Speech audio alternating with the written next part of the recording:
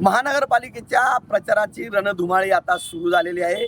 एकविरा मातेच्या मंदिरामध्ये काल राष्ट्रवादी अजित पवार गट आणि शिंदे गटाच्या वतीने अनिल पाटलांच्या हस्ते नारळ फोडून शुभारंभ करण्यात आला आणि आज धुळे शहरामध्ये भारतीय जनता पार्टीच्या वतीने या ठिकाणी प्रदेश अध्यक्ष असलेले रवींद्र चव्हाण यांच्या प्रमुख उपस्थितीमध्ये आणि त्यांच्या हातून या ठिकाणी प्रचाराचा नारळ फुटणार आहे। आपण जर बघितलं तर या ठिकाणी प्रचाराचा नारळ फुटल्यानंतर या ठिकाणी रवींद्र चव्हाणांची या ठिकाणी सभा होणार आहे आणि सभेमध्ये ते काय बोलतात याकडे लक्ष लागून राहिलेले आहे। विशेष म्हणजे या धुळे महानगरपालिकेमध्ये भारतीय जनता पार्टी ही स्वतंत्र निवडणूक लढत आहे आणि त्याच्यासमोर भारतीय जनता पार्टीच्या समोर महाविकास आघाडीबरोबरच महायुतीतीलच राष्ट्रवादी अजित पवार गट असेल शिंदे गट यांच्या उमेदवाराचं आव्हान राहणार आहे।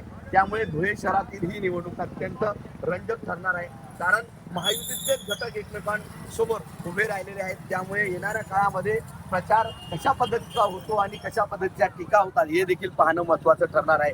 त्यामुळे आजच्या या सभेकडे संपूर्ण शहराचं देखील लक्ष लागून राहिलेलं आहे। मनीष मासोळे, TV9 मराठी, धुळे।